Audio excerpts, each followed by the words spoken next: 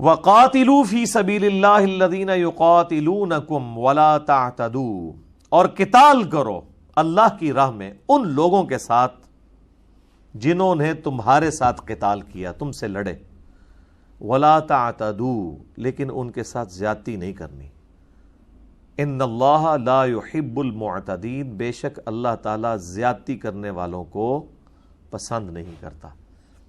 یہ جو اکثر بتایا جاتا ہے نا جی محبت اور جنگ میں سب کچھ جائز ہے، یہ بھی اس کے خلاف ہے یہ آیت، کہ جنگ میں بھی سب کچھ جائز نہیں ہے، ایک خاص لیول تک آپ جا سکتے ہیں، اس سے آگے نہیں۔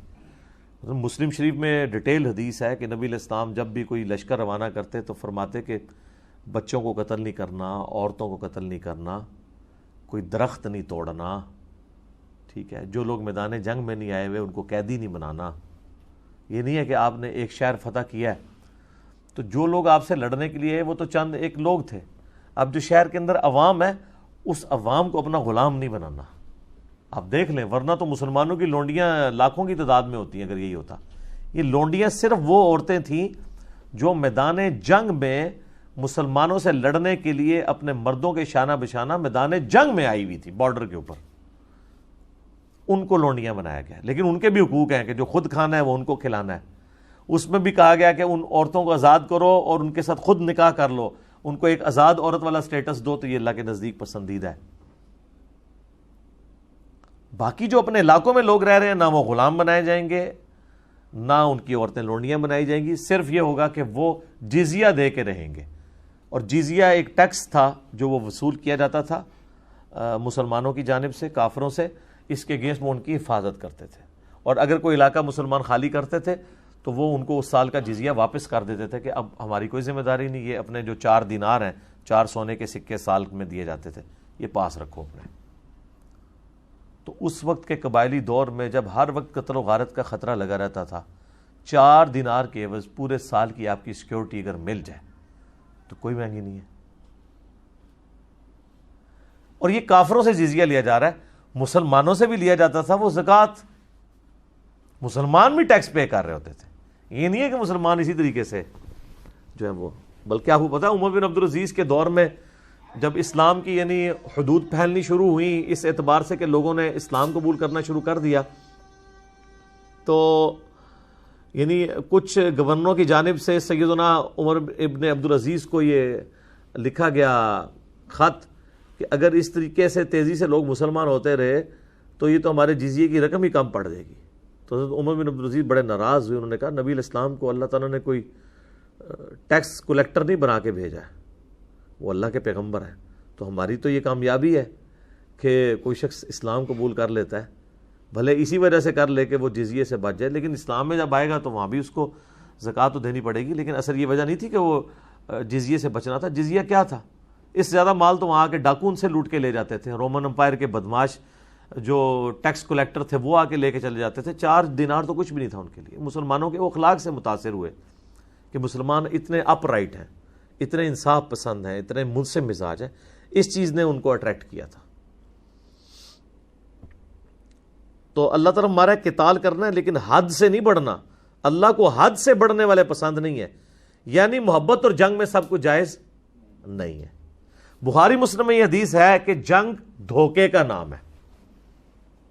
اس کا یہ مطلب نہیں کہ جنگ میں آپ نے اگر مخالف فریق کے ساتھ کوئی عہد کیا تو وہ عہد توڑ دینا ہے، وہ تو حرام ہے۔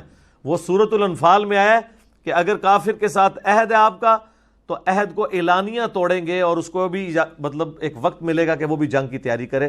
جب تک آپ عہد اعلانیہ نہیں توڑیں گے آپ اس کے ساتھ گریلا وار بھی نہیں کر سکتے۔ یہی وجہ ہے کہ مولانا مودودی رحمہ اللہ تعالیٰ نے 1948 میں پاکستانی حکومت کی مخالفت کی تھی اس بات پہ کہ یہ فوجیں کشمیر میں داخل کریں۔ اس لیے نہیں کہ وہ کہتے تھے کہ انڈیا سے جہاد کرنا منع ہے، اس لیے کہ وہ یہ کہتے تھے کہ آپ ملکوں کی باؤنڈری میں بندھے ہوئے ہیں اور آپ اندر خانے تو فوجیں داخل کریں اور اوپر امن کا معاہدہ چل رہا ہو، یہ غلط ہے۔ آپ اعلانیہ جنگ ڈکلیئر کریں کہ آپ ہمارے دشمن ہو، جنگ کے لیے تیار ہو جاؤ، تو بالکل یہ ٹھیک ہے۔ جامعہ ترمذی میں ابو داؤد میں وہ حدیث موجود ہے نا، حضرت معاویہ رضی اللہ تعالیٰ عنہ کے دور ملوکیت کے اندر رومن امپائر سے ایک معاہدہ چل رہا تھا، تو اس معاہدے کی مدت جب بالکل قریب ہوئی تو پورے ہونے کی، تو حضرت معاویہ نے پہلے ہی ان کے بارڈر پہ لا کے فوجیں بٹھا دی جیسے ہی کل کی ڈیٹ میں یہ معاہدے کی ڈیٹ اینڈ ہوگی تو ان پہ ٹوٹ کے ان کا وہ علاقہ ان سے چھین لیں گے.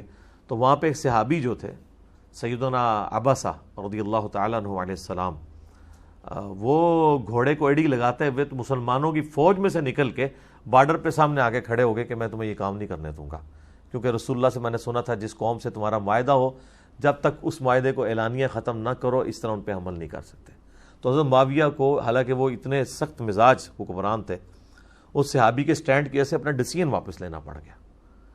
تو اب دیکھ لیں محبت اور جنگ میں سب کچھ جائز نہیں ہے.